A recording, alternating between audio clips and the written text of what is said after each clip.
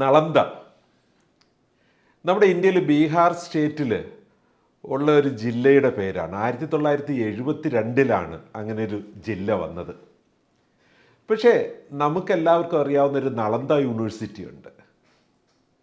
ഇതിന്ന് നമ്മൾ കാണുന്ന ഒരു നളന്ദ യൂണിവേഴ്സിറ്റിക്ക് മുമ്പ് ഇത് റിനോവേറ്റഡ് ആണ്. ഈ ഒരു നളന്ദ യൂണിവേഴ്സിറ്റി അതിപുരാതനമായ 5-ാം നൂറ്റാണ്ടിലുണ്ടായിരുന്ന ഒരു നളന്ദ യൂണിവേഴ്സിറ്റി ഉണ്ട്. നമുക്ക് അത് എങ്ങനെയാണ് പ്രവർത്തിച്ചിരുന്നതെന്ന് നോക്കാം. ഗ്രേപ്സിലേക്ക് സ്വാഗതം.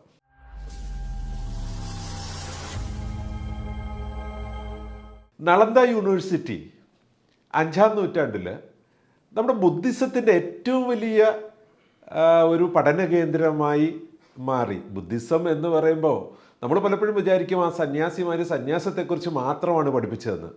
ഒന്നുമല്ല. വേദിക് സയൻസ് എന്ന രീതിയിൽ നോക്കുമ്പോൾ അതിനകത്ത് മാത്തമാറ്റിക്സ് പഠിപ്പിച്ചിരുന്നു, മെഡിക്കൽ സയൻസ് പഠിപ്പിച്ചിരുന്നു. വളരെ വൈവിധ്യമാർന്ന പഠന മേഖലകൾക്ക് വേണ്ടിയിട്ട് ഏഷ്യയുടെ എല്ലാ മേഖലകളിൽ നിന്നും അനേകം പേര് പഠനത്തിനായി വന്നിരുന്ന ഏകദേശം 800 വർഷക്കാലം ഒരു ടർക്കിഷ് അധിനിവേശം ഉണ്ടായ സമയത്താണ് അത് നശിപ്പിക്കപ്പെട്ടത് ആ യൂണിവേഴ്സിറ്റി. അതിൻ്റെ ഏറ്റവും വലിയ പ്രത്യേകത അവിടുത്തെ ലൈബ്രറി ആയിരുന്നു. അവിടെ ശേഖരിക്കപ്പെട്ട പുസ്തകങ്ങളായിരുന്നു. അതെല്ലാം നശിപ്പിക്കപ്പെട്ട് ആ ഒരു കാലഘട്ടത്തിന് മുമ്പ് 800 വർഷക്കാലം ഏകദേശം വളരെ മനോഹരമായി പ്രവർത്തിച്ച ഒരു യൂണിവേഴ്സിറ്റിയാണ്.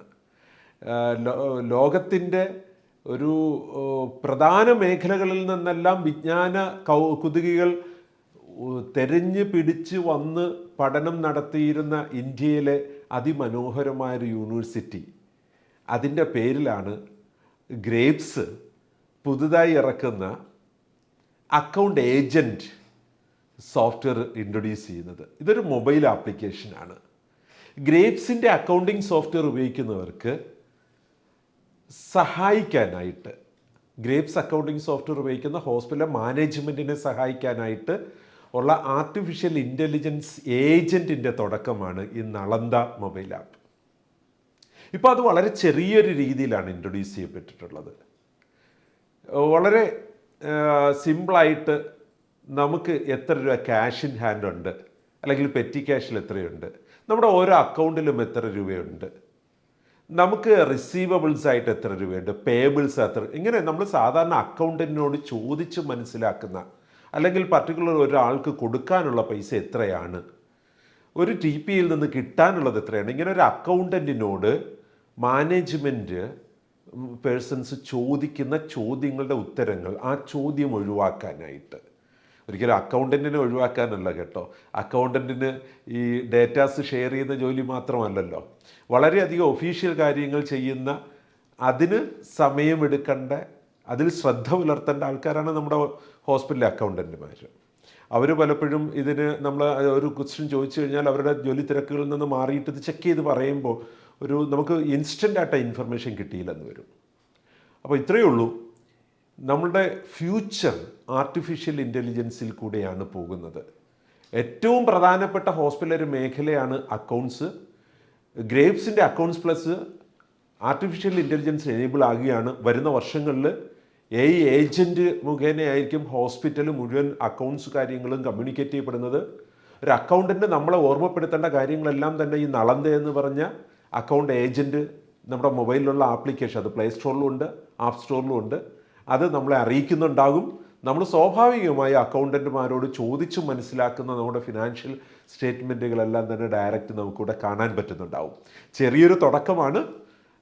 ഫ്യൂച്ചറിലേക്കുള്ള വലിയ സാമ്പത്തിക സ്വാതന്ത്ര്യം നമ്മുടെ സ്ഥാപനത്തിൽ നമുക്ക് അനുഭവിക്കാനായിട്ട് ഈ കമ്മ്യൂണിക്കേഷനാണ് ഏറ്റവും പ്രധാനം, ഇൻഫർമേഷനാണ് ഏറ്റവും പ്രധാനം. പലപ്പോഴും നമ്മളുടെ പല കൺഫ്യൂഷൻസും ആണ് പ്രോബ്ലംസിലേക്ക് നമ്മളെ നയിക്കുന്നത്. ഒരു സ്ഥാപനം നല്ലപോലെ നടക്കാതിരിക്കുന്നത് കൃത്യമായ ഇൻഫർമേഷൻസ് ഹാൻഡ് ഷേക്ക് ചെയ്യപ്പെടാത്തത് കൊണ്ടാണ്. അതിലേറ്റവും പ്രധാനമാണ് നമ്മുടെ സാമ്പത്തിക മേഖല. ഒരു ഫിനാൻസ് മാനേജറുള്ള ഹോസ്പിറ്റലിൽ പലപ്പോഴും ഈ അക്കൗണ്ടൻറ്റ് ഗ്രൂപ്പിനും മാനേജറിനും ഇടയിൽ ഈ ഫിനാൻസ് മാനേജർ വലിയ റോൾ ചെയ്യുന്നുണ്ട്. പക്ഷെ നമ്മുടെ എല്ലാ ആശുപത്രിയിലും ഒരു ഫിനാൻസ് മാനേജർ ഉണ്ടായിരിക്കണമെന്നില്ല.